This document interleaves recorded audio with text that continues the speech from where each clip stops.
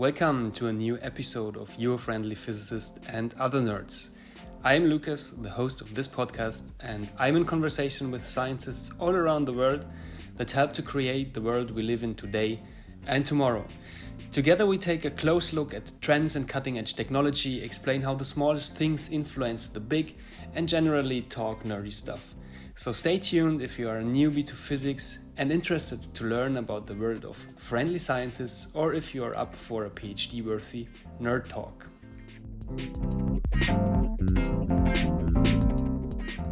Today's episode is special because it will be the very first outdoor episode of this podcast. I'm in Anda, which is on Bohol. Bohol is one of the bigger islands of the Philippines, and here I'm meeting with Bix Eggert, who is the head of a local coral reef restoration project that is called Amun Ini. And I'm very happy and excited that Bix agreed on this short interview here on Bohol.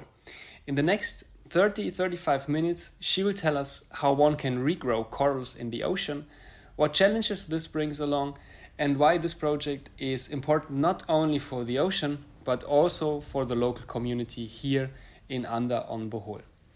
Before we start, two short disclaimers. First one, of course you all want to see how Bix and her team restore the corals. So I gathered some pictures and videos and put them on my Instagram account. The link to my profile you can find simply on the show notes, or just switch over to Instagram and type in my name, Lukas Kreuzer, or Your Friendly Physicist into the Instagram search bar. A second disclaimer before we start. I'm meeting with Bix on site of this project, and naturally a lot of people are working around us. So there might be some background noises, but I'm sure you can understand Bix and me just fine. And now let's start with this episode. So welcome to the show, Bix. Thank you very much for meeting me here at the Amun Ini project on Bohol in the Philippines. As a very first question, I would like to ask you, what is the mission of the Amun Ini Coral Reef project? We started it 7 years ago, and it's Amun Ini Coral Restoration. So it's a project where we trying to educate, first of all, the guests that are coming to us about the coral restoration. I have 5 marine biologists which are specialized in it. So we don't break corals and plant it. We actually find fragments which have been broken by whatever course, and then tie them to different structures. And we have also the whole area, we made that as a marine protected area, so it's a no fishing zone, this whole in the front area, and therefore within the new structures of the coral restoration is a lot of fish life which take place within 24 hours. You can see certain species of fish taking care of artificial reefs, so to speak, and then have the chance to grow to a certain age, size, before they move out of the protected area. And who had the initial idea of this project? The owner of the resort, Federico Carmona, and my dive instructor at the time, Jeremy Horowitz. So he's a marine biologist, and he was specialized in black corals. So we set up the mission of, why don't we do this? First of all, the marine protected area together with the local government. So it cannot be us doing that, it has to come from the government. And we have a lot of turtles nesting at the beach. So we want to give the little turtles also a space to not get in fishing nets straight away. And then he said, why don't we start this project? And basically he was the instigator, so to speak, because he had the knowledge how to do it. And how old is the project? It is exactly 8 years ago. Yeah. It got quite a big hit damage on the typhoon Odette on 2 years ago, December 16. So all the man-made structures have basically, I don't want to say demolished, but moved. And everything that is normal, natural, the reef is there to protect the land, actually has no damage. So it was only us. So we have to almost not start from scratch, but we are starting again. And we can't also take corals from another area to go in this area. So it has to be only corals that is within this area. Yeah, that was also one of my questions I noted down. So you can only use these local coral species for the project because other species are foreign to this particular area, right? Correct. And we are not allowed to go to 2 dive sites away, get some corals and plant it here. So it has to literally come to the area in here, so you don't have cross I don't want to say cross-contamination, but cross-corals. That they're there for a reason in a certain area. Yeah, thank you very much for sharing all these insights into your project here. It's quite impressive what you built throughout the years. Now that we heard about the project, can you tell us how does it actually work to grow corals from fragments that you find on the bottom of the ocean? There's different types of how you can connect them. There's one method where we use a cable tie, a plastic cable tie, and tie them to a structure. And then basically there's so much water movement here in the bay with nutrients that you can see them grow. And then there's another method where you have two-component glue underwater, where you can glue them already in a specific rock area. So usually what we did is when the coral became on a certain size, we took them and planted them into a rock formation, so to speak. So they're away from a metal structure, so they're actually on a normal ground. And you just said you can see them grow. Are they really growing so fast? Some of the corals, you can almost see every month they grow a little bit. So it's literally like a plant, so to speak. And there's fast-growing corals and slow-growing corals. That's super interesting. I mean, we went diving the last 2 days, and you could read everywhere, don't touch or step on the corals. They need like 10,000 years to grow. Depending on, if you have the table corals, they do need a long time to grow. I mean, we're talking fragments. You have 1 centimeter, then they grow within a year 3 centimeters or 4 centimeters. Some grow 10 centimeters, depending on the species of corals. And how large is actually the reef area you're growing the corals in? We have 1 square kilometer at the front, which is the marine protected area. So that's basically the area. The area where we grow corals is a little smaller. It's probably 1,500 square feet, something like that. Square meters, sorry. And another question that came to my mind is, how do you deal with changing conditions? I mean, the oceans get warmer and more acid, there are less nutrients in the oceans, and the climate overall changes. Does this all affect the growing of the corals? Well, for us, actually, we are very fortunate. Our waters don't get that warm. Actually, we have colder currents coming through, which is good for the corals, versus the warmer currents, which we don't experience, luckily, so far. It's a very clean ocean what we have in here. There's very rarely any garbage. The only thing that is affecting the corals is the illegal fishing with double fishing net or something, and they rip the coral. That is the biggest damage they can have. And then the ecosystem, meaning all animals living there together with the corals, they fully accept the newly grown corals? And we made even artificial reefs. We had a group from Germany which doing research as well. And we took bricks, not to leave them there, but they want to do a study of how quick does animals take on an artificial reef. And which in 24 hours, actually, 1 species of fish came, which in 48 hours, another one. And by 2 weeks before we took it out again, you can see there was like 10, 12 different species which are live together in symbiosis, which taken on the artificial structure. One question I forgot to ask earlier, how large is the project actually? How many people are working here? Well, there are full-time staff for the dive operation, so we have 8 dive masters and instructors, and out of that are 5 trained marine biologists, all in different areas in mangroves and corals and everything. And everyone can work with you on this project? Basically what we've done is we have beautiful reefs outside here as well, and we offer everybody a free dive to participate, to be leaving something behind other than a footprint in the sand. They're actually leaving like a beautiful garden in the ocean. So we have groups come in where we make specific artificial reefs structures, and we send them pictures every 6 months to see how they grow. And those people have seen everything: whale sharks, mimic octopus, wonderpools, anything. And their most memorable dive was planting the corals. I can imagine. So we also take bottles which are not recyclable. In the Philippines everything gets recycled, and put them in concrete and make them as artificial reef, put corals, glue them around it, and that's also the house of the octopus. They love the bottles, so they go into the wine bottles as well. Speaking of glue, what glue are you using? Is it biodegradable? It's a specific underwater glue, so which we have to get from Manila. It's not easy to get, and it's very expensive, so that's why we've taken to another method with the cable ties, which don't get destroyed by the weather or anything. And then when we replant the coral, obviously we take the cable tie away and then... Here I would like to ask you, can you give us some numbers to help us imagine how big the project is? How many corals have you planted so far? Before the typhoon, we had over 60,000 corals planted.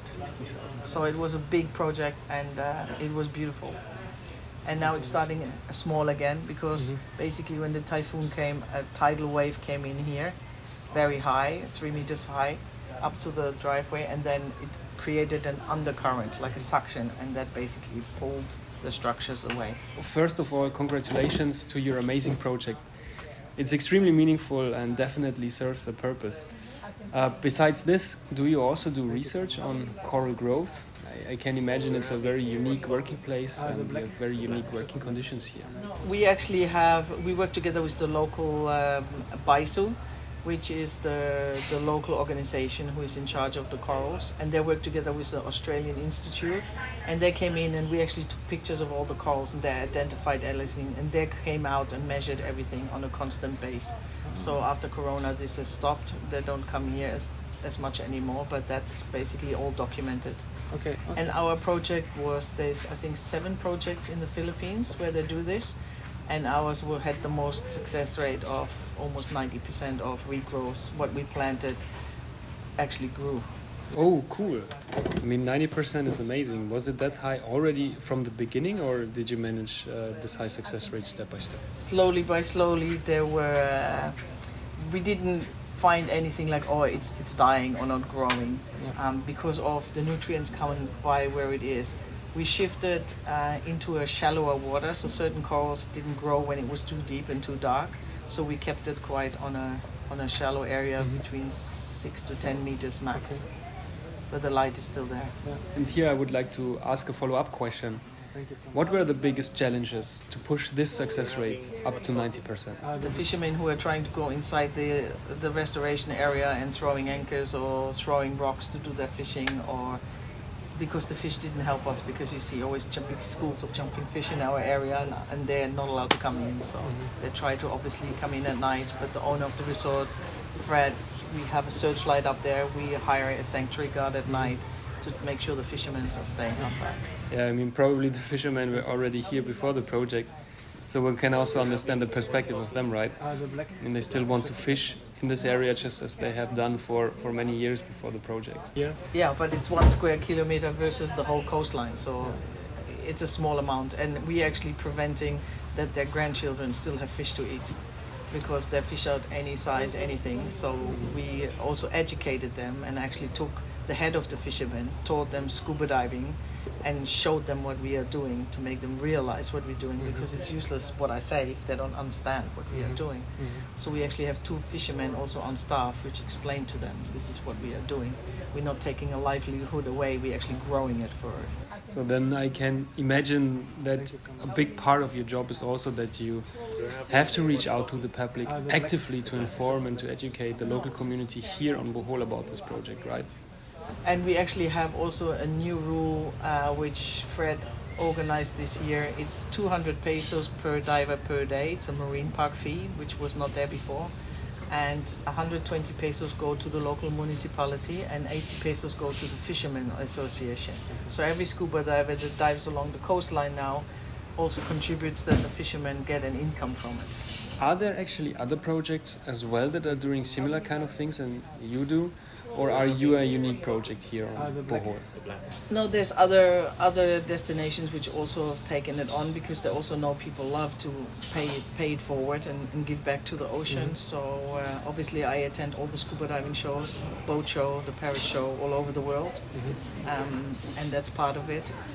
Officially, I don't want to use this as promotion for the resort, because it's promotion for the ocean, not for the resort, because anybody can do it.